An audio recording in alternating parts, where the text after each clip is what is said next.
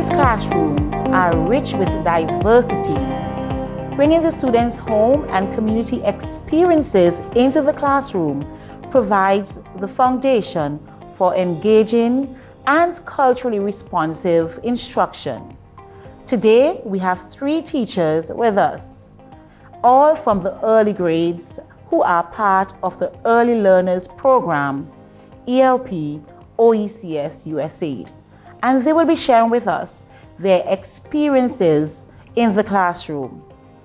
Miss Marissa Johnson, Mrs. Giselle Adams, and Mrs. Janice Mee.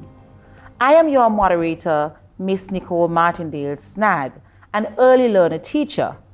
Today we will look at the topic culturally responsive teaching, incorporating context. Some children love reading and some just don't. We are going to talk about the strategies to engage all students. We begin with Miss Johnson. Miss Johnson, tell us how you would use a local event to plan a curriculum-based lesson focused on listening and speaking.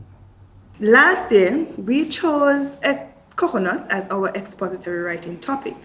This topic was specifically chosen because it's something that the children are familiar with. It made the writing process much easier and the children were able to make real-life connections with what they read. We, as a class, we engaged in many activities such as baking cookies or making other coconut-based products. The children were into it, they were really engaged and they love it. What I love most what I got most from it is that the children were excited and were more willing to share because it's a topic that they know about. It's a topic that they can relate to in many ways. We even got the parents involved by asking them to create different coconut-based products, like such as slippers, we had bird feeders and stuff like that. What I encourage teachers to do is to use what the children know to make the teaching and learning process more authentic and engaging. We see here that students learn better when they are engaged.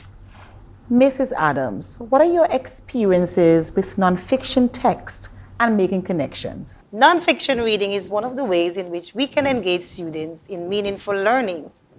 I have used nonfiction text in creating cause and effect graphic organizers, and this has greatly improved students' comprehension skills as well as their research skills, which they are able to use across subject areas.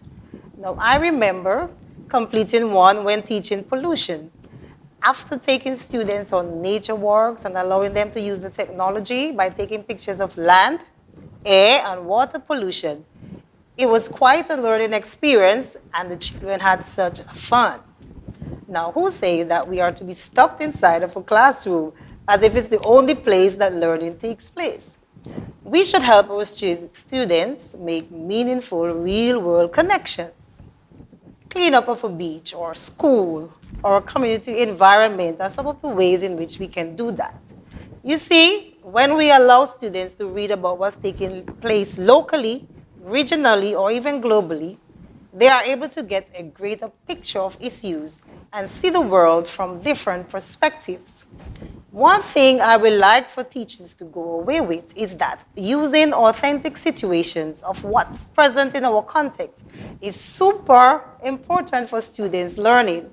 Sometimes we complain that students are not learning, but it's how we teach that matters. Meaningful learning, authentic situations, technology, and making connection. These are very important in a learner-centered classroom. Teachers in the early grades seem to be having so much fun with their students. Mrs. Mee, let us hear from you. What are your experiences in your classroom? Have you ever integrated your language art with another subject area? I believe in using thematic units. This helped me to plan and deliver lessons across curriculum, linking my language arts with the social studies. Let's take, for example, 9 Morning, our unique Vincentian tradition. Around this time, I normally tailor my lessons to fit in and to integrate this unique Vincentian tradition, which is celebrated 9 days before Christmas each year. In the language arts, the reading comprehension is done using events from our 9 morning. Also, in the composition, I use letter writing, and the students would write letters inviting friends from overseas to experience our tradition. While I am mindful that this is our tradition, I am also aware that St. Vincent is part of the Caribbean and the wider world. So what I do during this time, I also include traditions from other countries, Diwali from Trinidad, Creole Day from St. Lucia. We put all of that into one. Students enjoy role playing because it is exciting for them and it caters for all learning style. I would encourage other teachers to use this thematic approach because it builds the students' vocabulary. Also, it improves their reading comprehension and it makes your work easier, putting all of these things together. So I would encourage them to use it because it works. What I have gathered is that you have been using a lot of integration in your lessons. There is so much creativity that can come out of culture and the use of what is presented in our own context. Many students are not motivated. However, these are some strategies the teachers have been using: role play, making connections, process learning, and graphic organizers. Strategies that are employed within context to assist children, making them active participants and preparing them for civic life. Teachers, the next time you are outside, take time to notice the sights, sounds, and activities of your environment. Your next lesson plan may be right in front of you. Thank you, Miss Johnson, Mrs. Adams, and Mrs. Mee. For more information, contact the Curriculum Unit or Department in the Ministry of Education.